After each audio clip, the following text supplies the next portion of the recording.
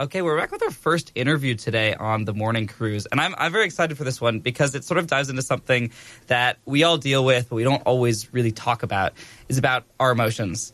And, you know, those things that we're often told to sort of get over, keep in check. But what if emotions aren't really problems to fix, but sort of messages to listen to? And so our guest today is Gregan Opperman. Am I pronouncing it correctly? Sure, that is yes, sir, that is Gregan Opperman. Okay, and you're the author of this really fascinating new book called Notification of Emotion. So in it, you compare emotions to phone notifications, right? And so are sort of signals that pop up and tell us something important. And I think it's a really fresh, sort of down-to-earth take on mental health. And so I'm really excited to dig into this with you.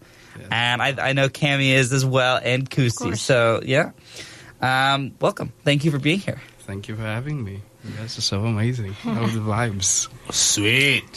So, can you just, first off, just like, tell us a little bit about yourself, right? Like, what have you done? What sort of led you to this process of writing a book? So I come from a small town called Ceres, a lovely place. I don't know if you've been, any of you. I've heard about it. I've never been there. And you should visit. There's just love all around. The people are so amazing. I've been traveling abroad, as I mentioned earlier. I'm in the US, per se. But I've been traveling for approximately 4 to 5 years. A year ago, I used to work at Capitec as well, Capitec Bank. Shout out to them, and Old Mutual as well. So what led me to this, and this is a tip for everyone for say, is travel as much as you can.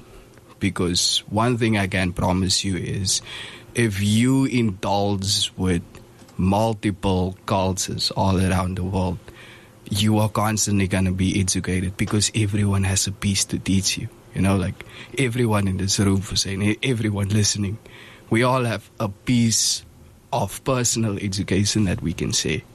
And so for myself, I'm an outgoing person. Like I like having conversations with everyone.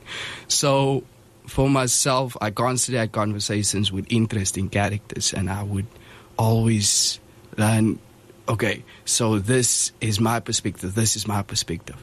And one day I was like, what if I write the book? And so I think at the age of 14, around about, and this is where emotional intelligence comes in, is at the age of 14, my older brother, we were driving and he just popped up. It was like, dude, what do you know about emotional intelligence?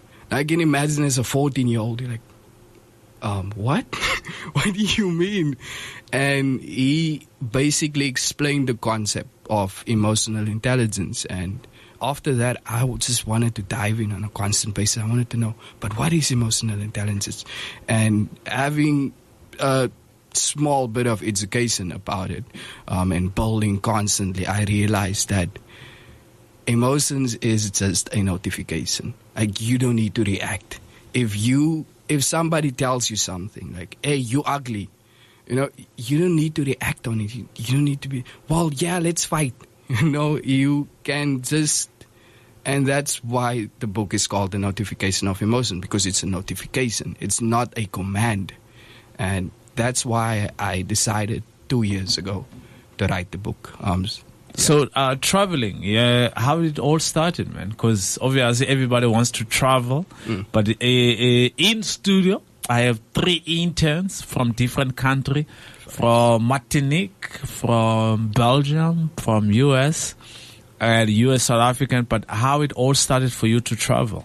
So first travel was a camp, actually, camp in the United States. After that, I fell in love with, because it was an island, the camp is on an island, I fell in love with sailing, sailing boats. Yeah. So we would have these little sailing boats and we would just teach kids how to sail. And I decided, well, actually my brother told me, like, hey man, why don't you just do sailing then? Why don't you work on boats, on yachts? And so I went to a course, and I've just once again fell in love with the concept of being on water. And after that, I started working on yachts. Recently worked on cruise ships, actually. So sailing for sea, and then weirdly enough, whilst I was in Italy, so I don't know if you know, but people in Italy don't really speak English. So I had this random lady come up to me. She's like, "Your English is so well. You have to teach my daughter and my son how to speak English. I'll pay you." And I was no. Okay. More money. Yeah, why not? So ended up visiting them a lot as well, teaching them English. Got 50 euro every week, actually. Well, I mean, like, besides my job, that was like, hey, getting the bag, you know? That's really, yeah, it sounds like a very interesting sort of arc. You've done like a lot of different things. Yeah. Do you think that like the fact that you've had a sort of wide range of experiences has helped you think about emotions more from different perspectives? Definitely. I think that your experience, for say, has a huge effect on who you become. And whether it be bad or good, because like everything I just mentioned, I know it sounds so amazing, but there was obviously bad days. There's probably still bad days to come, and there will be bad days. But I think that either bad or good, you have a choice. Whether you're gonna take this experience and make it a sense of personal education, or are you gonna take this experience and just be you know the word. Mm-hmm. So you have a choice, per se, and I think personally, especially with the environment I grew up in, that we always choose to see the positive of life, you know. And personally, I just decided, hey, I'm gonna take the positive reins around this and take it as a personal education experience, you know. And how did you start with writing? So I actually have this friend. She once told me that because she normally writes up feelings down. So at some point, and I think everyone reaches this, and this is one of the reasons why I decided to write the book as well, is that sometimes you are an emotional wreck, whether you like it or not. It's being human, you know. Feeling emotions is human. That's the beauty about being human. And she told me, write down what you feel and just journal. And for myself, I was writing, and I was like, wait, this is actually some deep thoughts. Let's make this a book. And boom, I ended up 2 years later with the book. Yeah. So how many countries you've been to, man? Damn, there's so many countries. Wow, For the fact that you're thinking about like 14. Wow. 14. Yeah. Wow. Can you give me at least 6 of those countries? The Bahamas. So I'll start off with the Bahamas. St. Paul. Why Bahamas? Because you had a nice experience there. Man, the Bahamas is the best. St. Paul, St. Vincent, St. Lucia. There's a lot of saints there. I don't know why. What's happening with USA? So with them, and then Kenya, Canada, USA, of course. USA. Crazy times there. Europe, of course, like Italy, Malta. Malta was my favorite, actually. It was just a crazy experience, per se. So Italy, Malta, Spain. Yeah. So now, obviously, with traveling, sometimes it opens your eyes in different ways. Because sometimes when you are in your own bubble, we start to have ignorant mind. Yep. Having that mindset that no, things must be done this way, mustn't. But when you go to other places, you start to learn the culture there. This is different. What is important to you, it might not be important there. What is not important to you, it might be important there. So, what is some of those cultural differences? Because obviously they would influence on how you think, on how you write stuff. Yeah. Because your book is about emotions. Yeah. This one experience, I had a conversation with a monk. It's like an old American dude. It's probably like 56 years old. He was so rich. Well, he still is, I guess. But he told me that he just decided to leave everything behind, and he traveled just to open his perspective about life. and having this conversation with him, because coming from where I come from, we have this ideology that financial success is everything.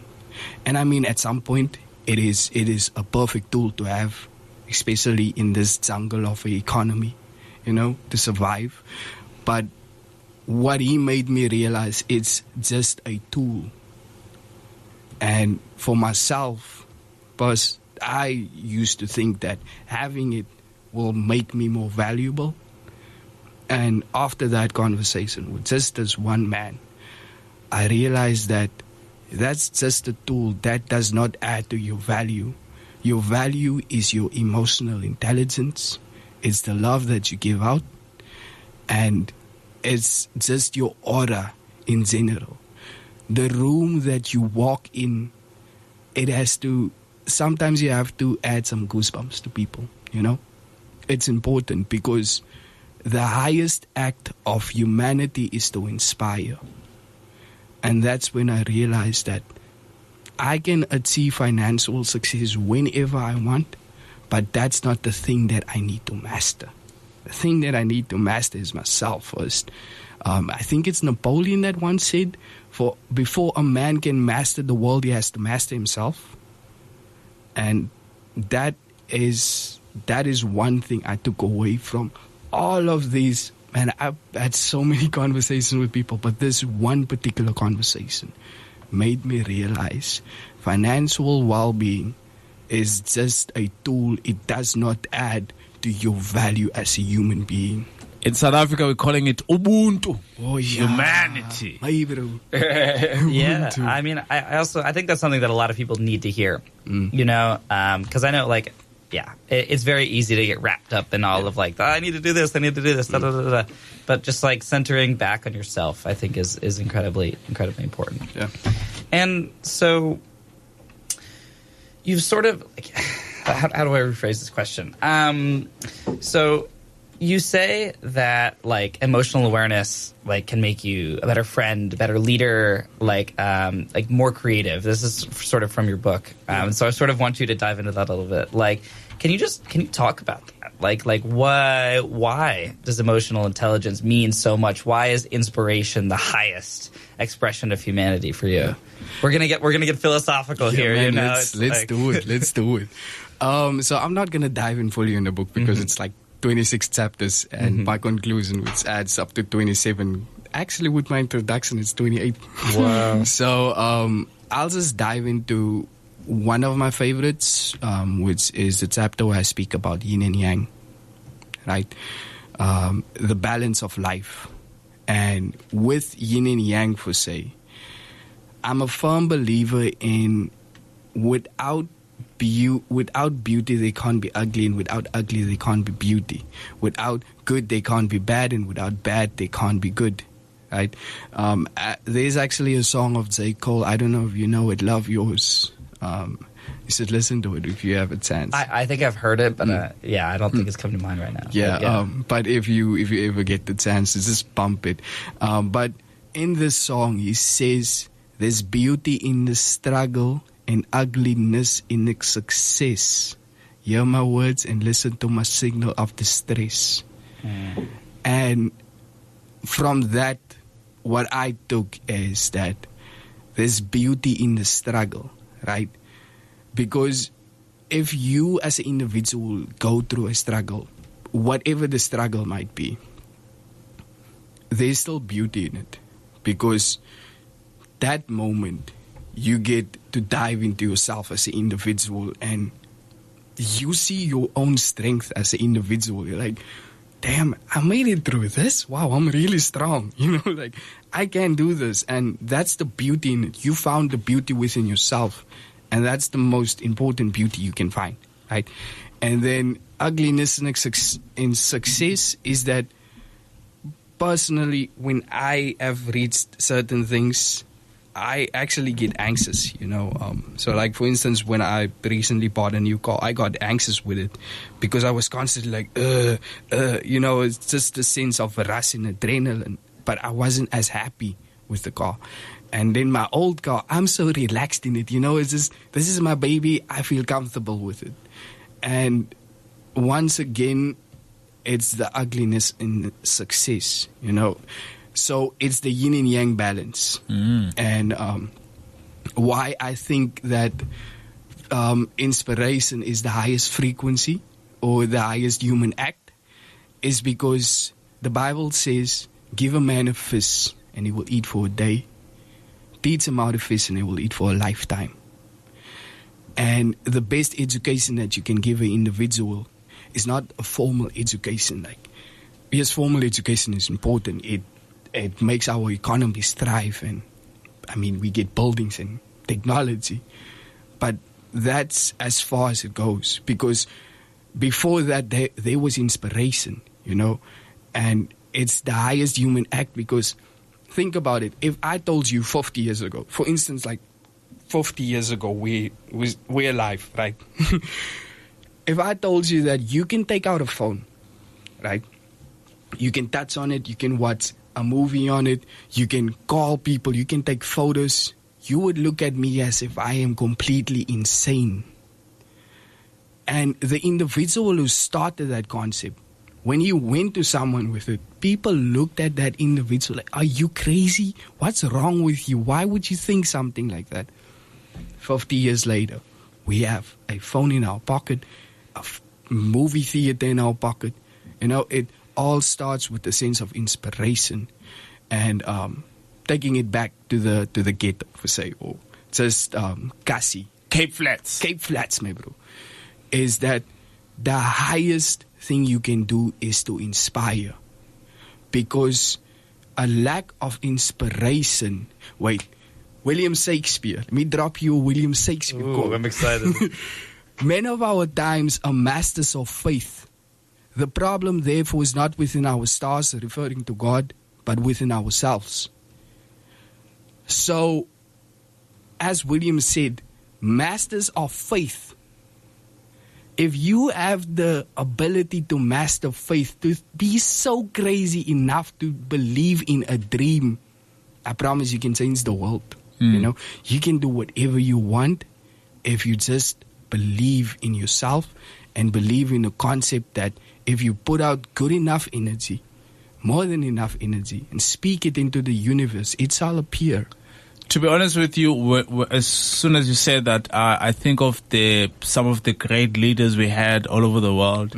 Your Mandelas, your Malcolm X, your Martin Luther. There's a whole lot. Your Kennedy. There's a whole lot of great individual leaders. It doesn't matter the race, but it's all about believing. Yeah. But now, obviously, with everything that you said, please, if you're listening, Gregan doesn't say you must embrace being poor. No. You make your money. If you're making moolah, if you're out there, make that moolah. Yeah. But that, I don't know if I'm hearing you correct, but you're saying don't be slave to material things like money. Because there's a quote that I used to have on my WhatsApp that says, some people are so poor, the only thing that they have is money. So that's scary. That at first, when I was reading that, I was like, what? Can you be poor and still have a lot of money and still have cars and still eat every day, but you're still poor? What does that mean? So when I dive deep into it, I was like, oh, snap. This is what it means. So with your book now, what are you trying to achieve, man? Obviously, you're touching on a lot of things, but now we're in a time where the attention span is... How many seconds is a TikTok video? It's like 7. Well, I think 15 seconds. Yeah, I think it's getting lower. I think it's like 7, honestly. We are a generation of 15 seconds. Yeah. So we are a generation that scroll up. We don't even finish that 15 seconds sometimes. So with your book now that needs attention, needs people to read, how are you able to grab attention on that? So I actually, on my printed book, apologies for not bringing it with. I'll send you guys some copies. No, it's cool.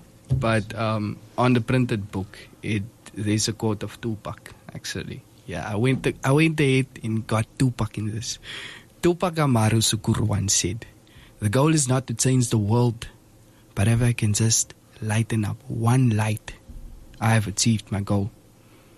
See, my thing with this book is not to have success, as I mentioned earlier. It's not about financial success.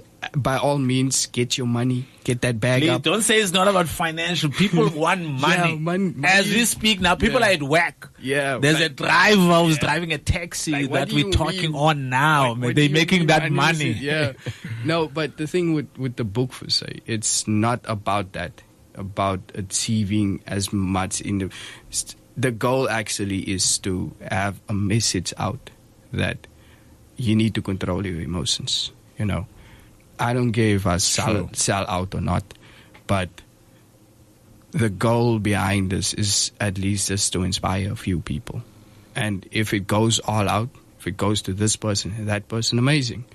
But my goal, for say, is just to inspire. And with the sword span, it's actually this is actually because I personally, when I feel too much emotion, or when I used to feel too much emotion, I would just dive in and be on my phone, because it's a vice.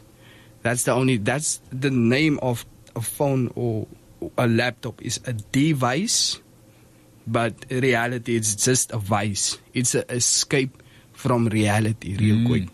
People that are attached to their phones, and I'm not saying anyone, okay? But if you are attached to your phone, there is a probability that it's just an emotional hinge. It's something is bothering you and you're trying to run away from it as far as And live in a digital world. Yeah. So basically your book sounds like a modern day meditation. Where It is, yeah. you're meditating to control your emotions, but in a modern day. Time is jealous. Wow, damn, man. Can we have another 30 minutes, Ryan? I wish. Okay, snap. Okay. Sadly, yeah. Unfortunately, The show must go on. yeah, the show must go on. But Yeah. anyway, Gregan, thank you very much for coming through to Bush Radio. Before we let you go, though, what you would like to say to the listener who's tuning in now as we speak? We know it's end of the month. Some people are struggling with debt. Some families struggling with food. Someone is sleeping without food. But even those who afford everything, but what words would you like to say to that listener? Every day above ground is a blessing. So, hence whatever you go through, and I speak from personal experience, hence what you go through, it will be okay one day. And if it's not, it's still okay because you're still alive. The biggest blessing of life is life itself. Don't forget that, because that's the only thing that can't be bought is life. So, Damn, I'm not going to add any further. Thank you. Yeah. Again, Where can we find your book, really quick? So you can find it on Amazon, on Kindle, on Apple Books, on Barnes and Nobles, on Smashwords. The list goes on. You can just even Google and you'll find the notification of emotion. nice. The Thank you notification very much, motion. man. Yeah, thank you so much for coming in. Thank you so much Thank for you joining us. having me, guys. Just helping us think a little bit more deeply about how we feel and how we react to that in this morning. So Have a nice one, man. yeah. Yes. Bye. Thank you. I've got Bye-bye. Thank you, give it guys. away to news.